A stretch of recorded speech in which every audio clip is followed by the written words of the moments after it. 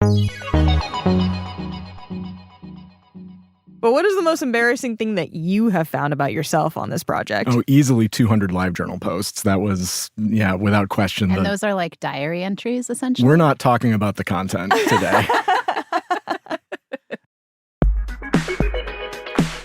I'm Christine Sear-Clisette. I'm Kyra Blackwell. I'm Rosie Garrett, and you're listening to The Wirecutter Show.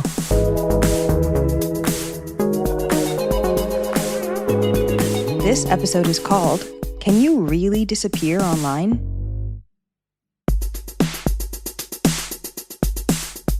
Kyra. Hi. It's just us today. I know, it feels so weird. Rosie is out again. So I thought this would be a great opportunity. There's a vast difference in age between you and me. Okay.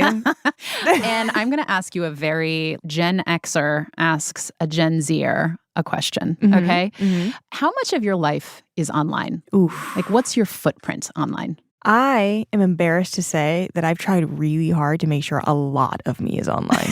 Like, I Google myself constantly to make sure that my efforts are not in vain. Like, what is it? How many search page results are actually about you? All of them. Oh, okay, great. It helps that I have a really nice, unique name, but yeah, it's all me. I think that only 2 pages of Google are about me. I have a pretty small footprint. You know, I've been a journalist for over 20 years, so there's a certain amount of my work that's online. But for the last maybe 10, 15 years, I've been pretty guarded online. And so I suspect... Well, you know what? Actually, I was really surprised recently. I Googled myself, and I was kind of surprised by how much information was online. A lot of you. Yeah, now. like it's kind of creepy. There was information about my parents and about my sibling and about old addresses, and that is creepy. Yeah, that part doesn't feel good. That's definitely not what I'm trying to do when I want to be like online. I like the things that I want up there, but then of course, there's always this part of the internet that gets more of you than you're willing to give. That's right. So it's not only creepy, there are real data privacy and security issues related to all this information that any of us have online, especially if we've had a lot of social accounts or we've just been living our life online. And that's why I was super interested when I learned that one of our colleagues, Max Eddy, who he writes about data privacy and security for Wirecutter, he took on this really wild task for an article he just published about trying to erase himself from the internet. Wow, big task. Yeah, this is a big task, especially for someone who is a journalist, but I think for probably any human being in 2025. Yeah, Max's amazing piece is actually part of a larger package for Wirecutter that just published. It covers all kinds of data security issues from tons of different journalists at Wirecutter. And some of the topics are about what to do if your data has been leaked or stolen, or what to do with a late loved one's online accounts, and how your smart devices might actually be watching you. Yee. So, yeah. So creepy. A lot of good information. It's a lot of good information that I think is sometimes kind of hard to find. And I'm so excited that Max is going to come on the show today. So after the break, we will talk with Max about the modern day quest to erase himself from the internet, why he tried it, and why you might want to too. We'll be right back.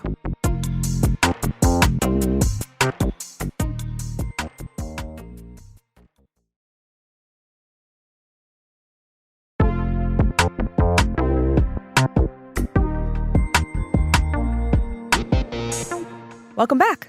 Today, we're talking with Max Eddy, who is Wirecutter's writer covering privacy, security, and software.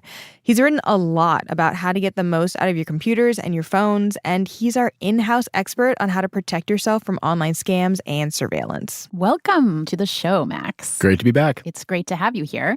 Today, we're going to talk about this kind of gonzo project that you took on to disappear from the internet. What does that even mean? You are a journalist. You have a big footprint on the internet. How extreme did you get with this project? So as you just said, I publish online and have done that for most of my working life. So unless this was like a backdoor effort to fire me and not tell me, no, I didn't delete any of my stories. I didn't delete my bylines. And I did actually end up leaving a lot of stuff up there. Disappearing from the internet, the experts will tell you that that is a fantasy. You can't actually do that. So knowing that, I decided that, like, okay, if I can't disappear, then maybe I can get control and try to take control of as much of it as I could. Why would you even think to do this? What are the security implications for having your personal information and your photos and all your old embarrassing social media accounts and other info about yourself on the internet? So why I did this is because it was an opportunity to sort of apply a lot of different strategies and kind of try them out. But why normal people who are not me would want to do this is that, there's a lot of information out there about ourselves that we have shared knowingly on things like social media and other platforms. And that is out of your control once you've put it out there. So being able to take control of that information, I think a lot of people want to be able to do that. They want to be able to present themselves the way they want to be presented online. So, you probably shouldn't set out to delete yourself from the internet because it's just not going to happen. But if you try, you can definitely reduce the amount of stuff that's out there and control the stuff that is. Okay, that makes sense. I actually deleted my entire Facebook account because I saw that all the photos that I had on there were just making my skin crawl. So I just went ahead and got rid of that.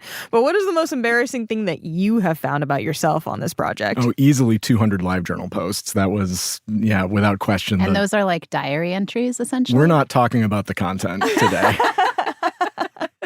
Seriously, though, I completely forgot. I knew I'd signed up for that. I did not remember writing 200 posts. That's a lot. That one in particular was sort of like being confronted with an old version of yourself and having to look at that distance between the two of you. So, that is one of the disorienting things that does happen when you try to clean up nearly 2 decades of internet use is you're going to find a lot about yourself that you've forgotten about. And you will definitely notice that you're not the same person anymore. This is making me so nervous about what is on the internet about me that I haven't found. So we're going to get into all of the steps here that you took, Max. And from your piece, what I've gleaned is that you basically tackled this in 3 different places that you really focused your effort. Google was the first. You really attempted to remove yourself from Google search results. Number 2 was social media. You audited your online accounts like Instagram, Facebook, and other accounts. And then you tackled the 3rd place was public records, which we will get into that a little bit later. So let's talk about that first bucket, the Google bucket. Why start with Google? How did you figure out what was online about yourself? And physically, what did you do? Did you just do a vanity Google, essentially? I think a lot of people do go to Google first to see what's out there about them. I think that's a very understandable impulse. So I did start with Google because of that, because that's where most people are going to go first. And for reasons we'll get into, that is where you're going to encounter a lot of people who have your information for sale. So what I did was I went onto Google and I put in my name and I looked around at what was there. I put in some variations of my name. I put in my name plus address. I put my name plus phone number. I would recommend if you are curious about what's out there, start with those. Also toss in just your phone number, just your address, any email addresses or screen names that you've used. So you're basically kind of being a detective of your own self. You're a PI looking up all the information you can find. I think that's a really good example because that's the kind of person that's going to be doing this if they're trying to find out about you, right? But when you're searching for yourself on Google, you will be overwhelmed by the stuff that's on there. So while I think it's good to get a kind of lay of the land, you're going to drive yourself nuts if you try to make a comprehensive list of every single place that you've been on there. One way that I found was to use my password manager. I've been using a password manager for a very long time. I found out I had 356 accounts in it. And using another service called Have I Been Pwned, which lists data breaches. So you can enter your email address and see what accounts you have whose information has been released online. So using that, I was able to pare down that 356 to 27. And then going through manually, just looking at all the accounts that I had in my password manager, I found another 30 or so that I was there's going to be a lot of information in these sites. So once I had that list, I could start with that. If you are not someone that is using a password manager currently, and you're listening to this and saying, oh, maybe I should be using one, if you were to kind of sign up for an account for a password manager today, would that help you find all of those old accounts, or would it basically just be collecting all the accounts you're currently using? So when you sign up for a password manager, if you've never used one before, it can gather them as you log into them. Okay. And if you're not using a password manager, I'm not going to shame people, but maybe do that. It's really one of the best things you can do to protect yourself online is to have unique, complex passwords for every single site and service that you have an account with. Okay, so just to reiterate, though, it's not not going to help you find those accounts you had like 5 years ago or 6 years ago or 20 years ago. It will help you going forward. If you don't have that, then you are going to have to do some Googling. You're going to want to look at Have I Been Pwned? I found Have I Been Pwned to be really useful, not just for finding the accounts that had been breached, but also accounts that I had completely forgotten about, like Last.fm. I have not scrabbled a song in like 20 years, and I didn't have it in my password manager, but it was in a data breach. My information was in that, and I was able to find that through Have I Been Pwned. Is Have I Been Pwned, do you have to pay for that? It is free. Is that specifically a site that helps find data breaches? It helps you find your information in data breaches. So when you go to Have I Been Pwned, you enter your email address, and it's going to search through all of its millions of records of data breaches. And if your email address appears in that data breach, then it will pop up a little message below listing all of the data breaches where it has found that email address. I'm emphasizing this because that's not going to be a complete list. If it was a data breach that didn't have your email address, or if it was an account that didn't have your email address, then it's not going to show up there. So the tool is limited, but in terms of ways to check to see if your information has been exposed, this is by far the most comprehensive and easiest to use. When you see that your data has been exposed in a data breach, changing your password can be a good idea if your password was exposed or if you're just concerned about it. It's usually like a good policy in general. But if your password wasn't exposed, then that's not really the issue. The issue is that there was personal information about you exposed. So, for example, if you see that you were in a data breach, that means whoever has that breached information can now infer some things about you, that you have an account on this website. What they can do with that is like try to log in as you. They can try to find your password from another data breach if it wasn't in that one and just try it and see if it works, because a lot of people recycle their passwords. So what you do next is kind of going to depend on what information was exposed. We actually have a story about this as part of this larger package about what to do after a data breach, where we do walk you through what you should do when this happens. There's an argument to be made that all of your information is already out there, but you need to kind of address every data breach separately. Okay. I'm writing that down on my arm, and I'm going to do that right I should probably spell that then. It's Have I Been Pwned, PWNED, which is great to write out, but terrible to say out loud. Such a millennial title. Okay, so removing yourself from Google search. How do you do that? And how successful can you be at doing that? So Google actually offers a tool to help limit your appearance in Google search results called Results About You that shows you results that have your personal information in it. And this tool is limited, and it's really important that people understand that there are certain criteria that have to be met before Google will suppress that search result. So that's the first thing. And the second thing is that information is not going to be removed. It is only going to be suppressed. So the information is still out there. It just might not be appearing in search results. But that information is still out there, which is the second thing that I did. So the second thing I did was to address the sites that had my information. Most of those are data brokers, and they compile information about individuals, and then they sell that information to whoever wants it. So I went out to take care of that. Can you explain what a data broker is? They basically are like vacuuming up all of your information and selling it? So yeah, data brokers gather personal information and then sell it. They're usually taking it from multiple sources, and in some cases, they're connecting the dots that aren't connected. So for example, maybe they're able to get a name and a phone number over here and a name and an address over there, and now they've got a name, a phone number, and an address.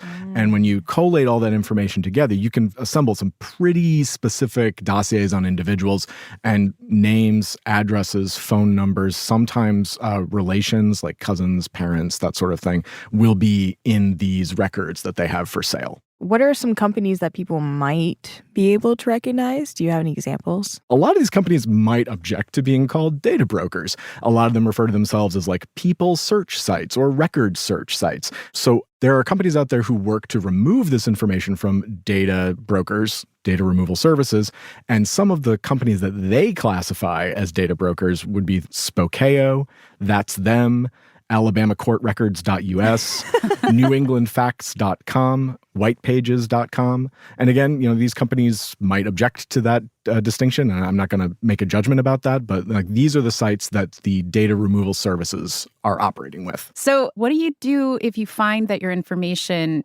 is on these data broker sites, what steps can you take to get the information off of those sites? So most of these data brokers are going to have some kind of mechanism to remove your information. You can request that they take those records down.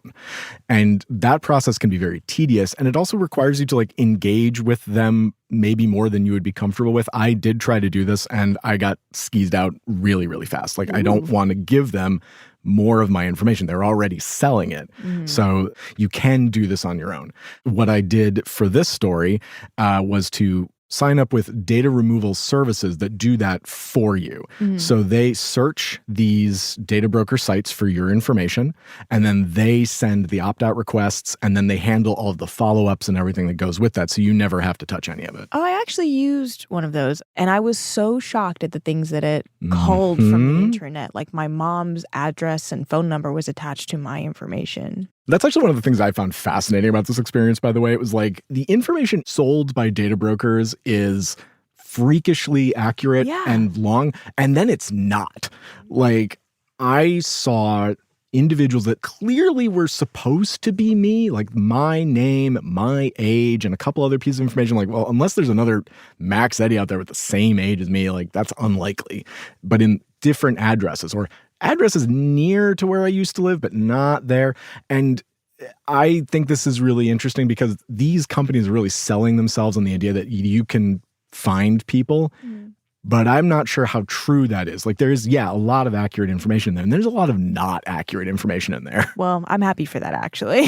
How much does it cost to hire one of these or use one of these services, these data removal services? Is it expensive? Because that service sounds well worth some money to me versus going through and trying to do this, DIY. So in our guide for data removal services, one of the things I discovered is that the cost of a data removal service is wide ranging. On the low end, I found one for $20 a year.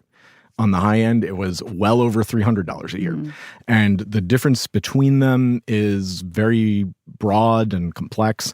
But I think you're going to end up spending probably about $100. And how successful have you found these services to be?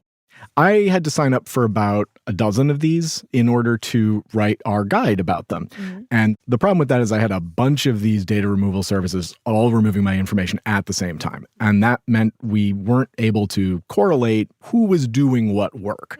So we actually started a year-long experiment at Wirecutter where we have a bunch of different writers signed up with different services, and we are tracking what results they see over time. So what the data removal services say and what certain specific data brokers say they have on these individuals. And that's what we're trying to figure out is how effective they are compared to each other. I can say that having signed up for a lot of them, there's a lot less information about me out there right now. So they do work. I interviewed some people at data removal services, and they told me that sometimes data brokers will relist your information even after it's been taken down. So it's like a whack-a-mole situation. Absolutely. And there are hundreds of these sites that are selling this information, and they sell to each other. So it's very complicated. And that's the downside of it. You sign up for this and it does a great job, but you kind of need to leave it there perpetually. This is really a service where it's probably best to subscribe and have it just working all year long to clean up your profile online? Yeah, so far that's what we think. One of the things we're going to be looking at is do they actually do a lot more over time in this longer experiment that we're doing? So, Max, just even this first step of approaching what information is about you on Google and how to kind of suppress those results or how to remove information from these data brokers, it sounds a little bit intense, and I think it might be intimidating for people. I want to hear just your very simplified version of what we just talked about. Sure. So I think everyone should take a look at Google's Results About You tool. Google is the most popular search engine, and seeing what's out there and using its own tool to suppress some of those results is a great first step. It costs nothing. It takes a few minutes to set up. You can then go and send data removal requests to data brokers. You can do it yourself. I really want to stress, you can do this yourself for free. There's a lot of data removal services that actually have free subscription options. They will tell you where the stuff is, but you have to do the opting out yourself. So you don't have to pay for these, but you will invest a lot of time and effort in that. And if that's not worth it to you, or if you would rather just have someone else do it, take a look at a data removal service to do that for you. And you can go to our website for specific recommendations hands on those. Absolutely. Awesome. Okay, so we're going to take a quick break, and then when we're back, Max is going to cover the last 2 steps that he took, which is scrubbing himself from social media and then tackling public records. Plus, we'll cover some of the unexpectedly emotional parts of disappearing online. Be right back.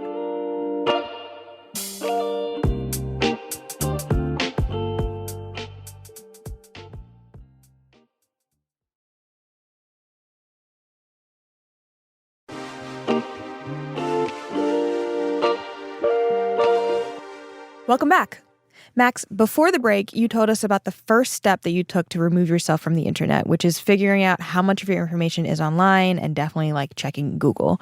So now let's talk about the last 2 buckets, which is social media and then public records. Social media itself is kind of a beast. How hard was it to remove yourself from everywhere like Instagram, Facebook, Twitter, like all of that stuff? How'd you go about doing that?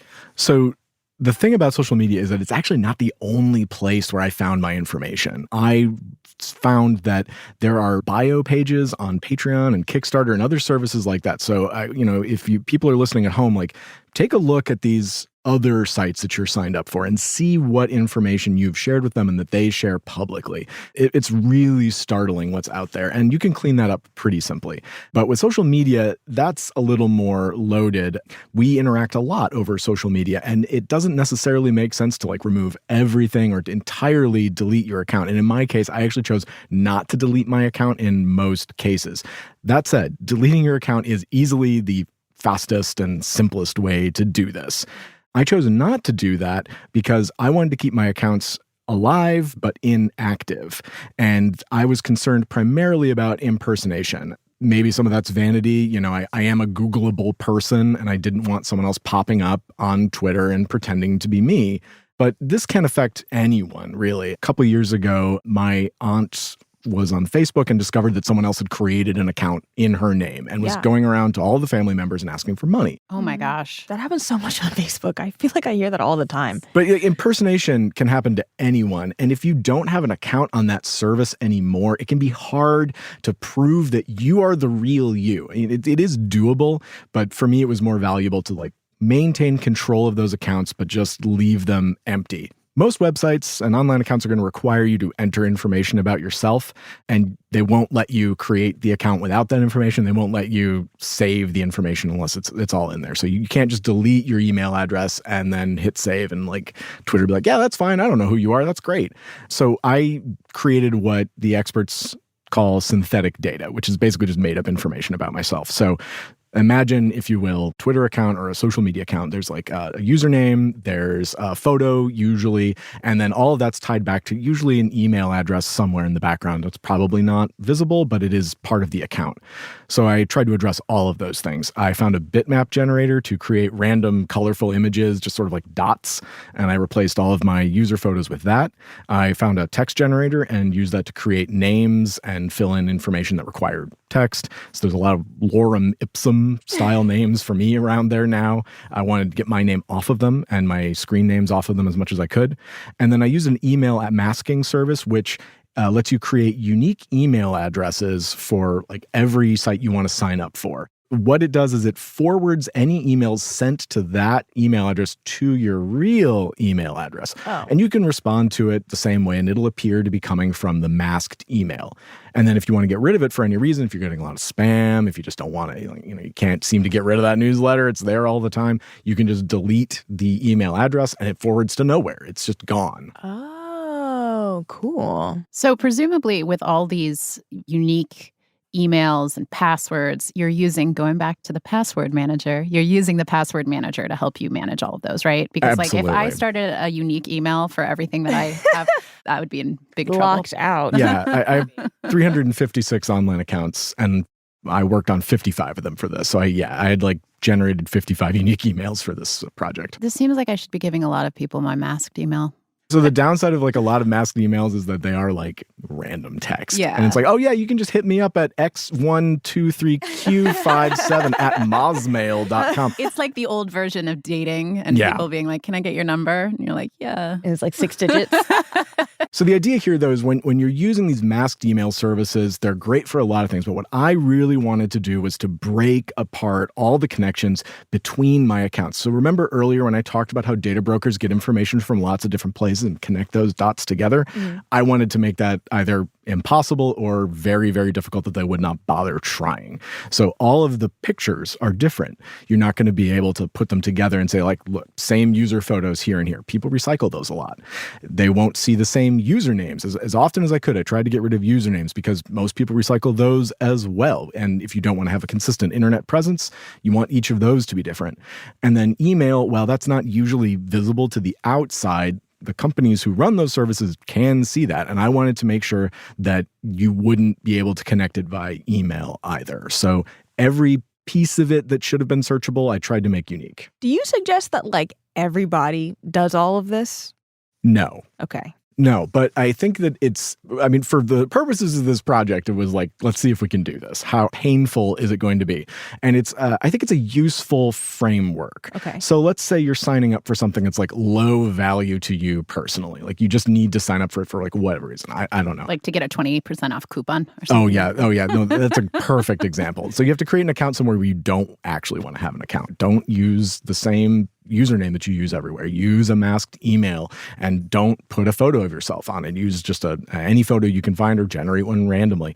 And I think that this can be really useful on social platforms where like your actual presence isn't required. If you're playing like a video game or something, people don't need to know your name or see your face. And like your friends, you'll find them in some other way. So I think people can use these tools and then make decisions about how much of their information they want to share. Like how public do they want to be with this? You know, on something like Facebook where you're making kind of a judgment about who the person is, you're probably going to want to use your name. I think they have policies about that still. And you're probably going to want to use a photo that people that you care about would recognize. But for other things, you don't need to do that.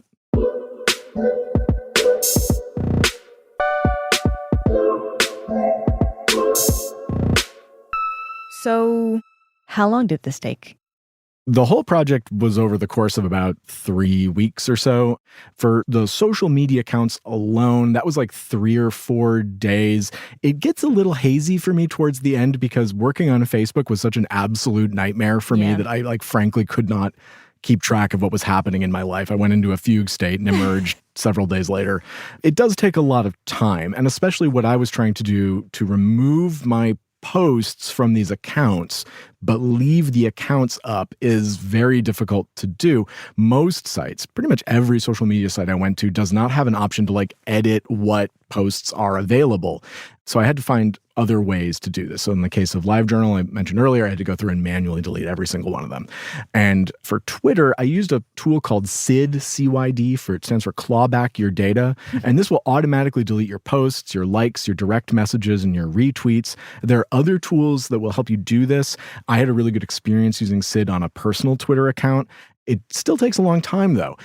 For an account with like 70,000 posts, it took about 3.5 hours to get through just the posts. Max, did it feel weird to remove like images and personal journal entries and all these like deeply personal things that, you know, many of us share parts of ourselves on social media? I'm wondering, like, watching yourself kind of disappear from these places, what did that feel like? It was awful. I can only say how it felt for me. I don't know what other people would experience. But at first it was really fun because it was like, oh, look at all this stuff. It's just like flying by. You see it for like a second. It's like watching your life flash before your eyes. But then I sort of took in like, oh, every time something appears there, it's being deleted. So like, oh, look, there's a picture of my wedding and it's gone. And oh, there's a picture of my pet rat, Johanna, and it's gone. And it starts to add up after a while. It starts to feel pretty bad. Whatever urges were there to share my life and connect with people like that, it hurt that a little bit. I had no problem deleting my Facebook account. And it's so different for everyone. Like, I was agonizing over like the tagged photos on Facebook, and I'm talking to my spouse about that. And they're like, oh, I deleted those years ago. Tags are stupid. What's your problem? Like, I don't know I know what my problems are, but like everyone's going to respond to it differently. And I do want to underline that, like, sometimes it's painful. Sometimes it's liberating. Like, it's going to be a different experience. And I think that's also going to inform how you go about that. I would be lying if I said that the reason why I didn't delete all these accounts was because of privacy and control reasons. Like, some of it was just hard for me personally.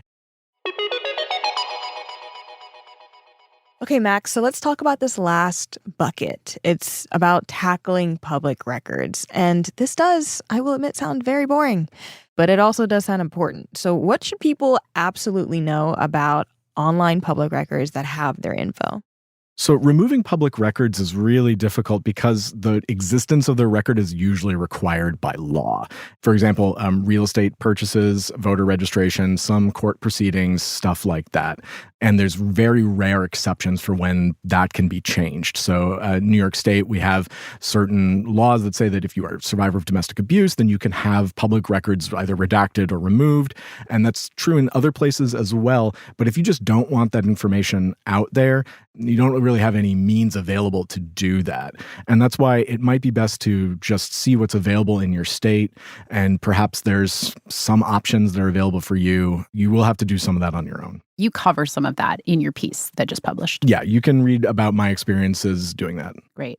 So, Max, before we move on, I just want to make sure that these last two areas that we talked about, social media and public records, that we have the cliff notes for people at home if they're interested in doing this. So give us the very, very simplified version. For social media, what are the steps? For deleting your social media information, deleting the account is the fastest and easiest way to go about doing that. What I did, removing the data and then keeping the account alive, is much harder. So everyone's going to have to make a choice about that. And then when it comes to public records, just be aware that it's very difficult to get that information removed. Finding it can be an educational process for what's out there about you. And it's also an opportunity to engage with your community and find out what rules and laws are available for you. Before we wrap, we usually ask our guests one final question. What's the last thing you bought that you've really loved? The Kobo Libra Color. It's an e-reader, and I'm a sucker for e-ink. So why do you like this better than a Kindle? I broke up with Amazon many years ago. Okay, good for you. I like a lot of things about Kobo. The direct integration with my library is really nice. I can have that delivered directly there. I also just like how they look. I like how they work. Well, thank you so much, Max. I feel like I learned a ton this episode. Yeah. Thank you. Happy to be here. Kyra, do you feel intimidated by this list of things that you need to go out and do now? Okay, I'm going to be honest. I haven't even done the things from the last data and security thing that we talked about, like getting a password manager. Well, you just have more things to add to your list then. Yay. What was your biggest takeaway? I mean, one of the biggest things that I really learned is that a lot of the information that I was so proud to have about myself online, people are making money off of that. Yeah. So that's not great. Don't love it. And there's also just so much more information that I do not want on the internet. Right. So to that end, I think I'm going to try using Google's results about you tool, because I do have Delete Me and it should be culling some of that information that I don't want on the internet, but I don't want to rely just on that. I should be doing my own research too. Yeah. I feel like when it comes to all this data privacy and security stuff, I get a little intimidated and it just kind of, I freeze up and I don't do anything. And so I think I really need to just pay attention. And I think the first thing I'm going to do is I'm going to go to that site, Have I Been Pwned, which is, what is that name? It's a ridiculous name, but you wouldn't get it. I'm too old. But I am going to go to that site and see what data privacy breaches my information has been involved with, to just kind of get a lay of the land. I like it. So if listeners at home want to find out more about Wirecutter's coverage, or if you want to check out any of the products that we talked about, or to read about Max's journey or any of these other data privacy pieces that we had come out this week, go to nytimes.com/Wirecutter, or you can find some links in our show notes. That's it for us this week. Next week, Rosie will be back. Thank you so much for listening. Bye. The Wirecutter Show is executive produced by Rosie Guerin and produced by Abigail Keel. Engineering support from Maddie Mazziello and Nick Pittman. Today's episode was mixed by Katherine Anderson. Original music by Dan Powell, Marian Lozano, Alicia Etup, and Diane Wong. Wirecutter's deputy publisher is Cliff Levy. Ben Fruman is Wirecutter's editor-in-chief. I'm Kyra Blackwell. I'm Christine Cyr-Clisette. Thanks for listening.